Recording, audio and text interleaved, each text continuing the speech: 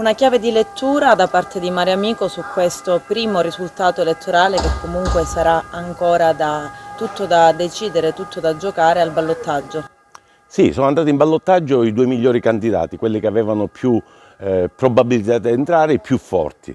Maria Amico è soddisfatta perché il programma che abbiamo presentato ai candidati sindaci, ma soprattutto ai due che sono andati in ballottaggio, è stato adottato. Ambedue hanno accolto con favore il nostro programma. Però ora abbiamo 15 giorni.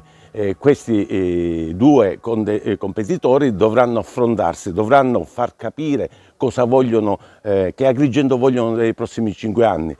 La gente ha il diritto, il dovere di sapere cosa vogliono fare per la fascia costiera, cosa vogliono fare per il piano regolatore, il parco Icori se lo vogliono aprire, la raccolta differenziata. Insomma, i cittadini non possono subire in silenzio questi ultimi 15 giorni, ma debbono sapere quale sarà il futuro di Agrigento. Quindi invito i due competitori a vedersi e incontrarsi magari davanti a un giornalista in uno studio televisivo, visto che le norme del Covid impediscono i comizi.